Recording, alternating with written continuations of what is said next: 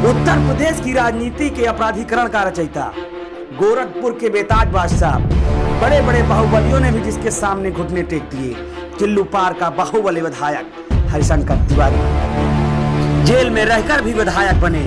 ऐसे हैं हरिशंकर तिवारी। नमस्कार दोस्तों, मैं हूं विवेक त्रिपाठी और आप देख रहे हैं टीवी इंडिया 2.0।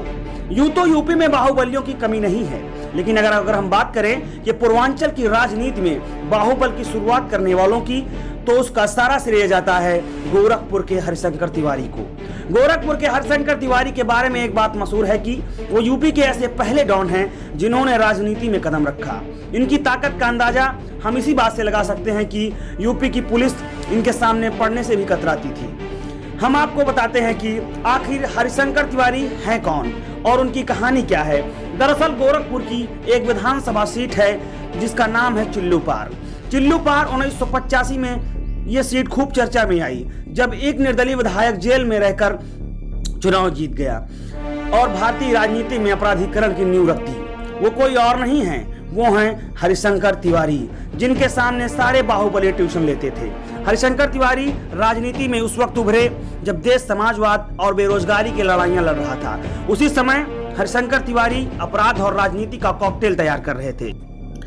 इज्जत और रसूख हरिशंकर तिवारी को इतना प्यारा था कि उसने बड़े बड़े माफियाओं की धज्जियां उड़ा दी।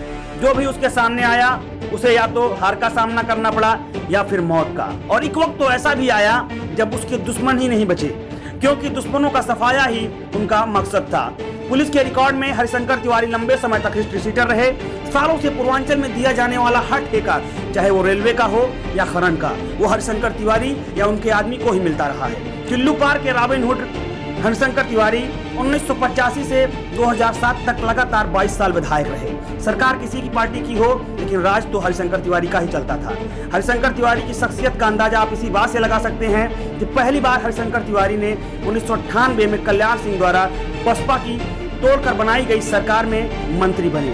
साइंस और टेक्नोलॉजी मंत्री रहे। दूसरी बार राम प्रकाश गुप्ता की भाजपा सरकार में स्टाम्प एवं रजिस्ट्रेशन मंत्री बने। 2001 में राजनाथ सिंह की सरकार में फिर मंत्री बने। 2002 में मायावती की बसपा सरकार में मंत्रिमंडल के सदस्य रहे। 2003 से 2007 तक मुलायम सिंह की सरकार में मंत्री रहे।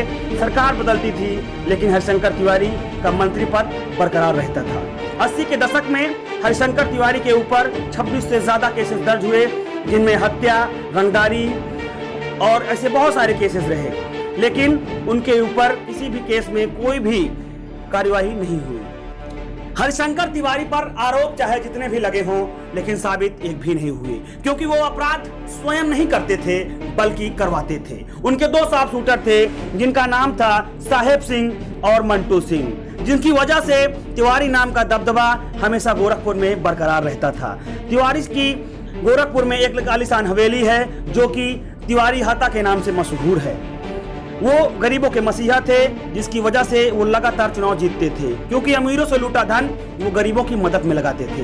लोगों को उनका यह अंदाज बहुत पसंद आता था। वो उनके सुख दुख में पहुंचते थे।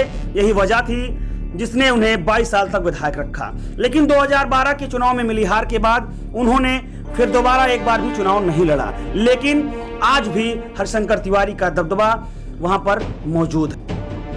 तभी तो 2017 की मोदी लहर में भी चिल्लू पार सीट से हरिशंकर तिवारी के छोटे बेटे विजय शंकर तिवारी को नहीं हरा सकी और वो चिल्लू पार विधानसभा सीट से मौजूदा विधायक हैं। अगर यूपी की राजनीति में आप दिलचस्पी रखते हैं तो आप हरिशंकर तिवारी को चाहे अपराधी कहें या फिर बाहुबली, लेकिन आप उन्हें राजनीति से इग्नोर नहीं कर सकते। कैसी लगी हमारी आपको ये स्टोरी, हमें कमेंट बॉक्स में लिखकर जरूर बताएं। नमस्कार।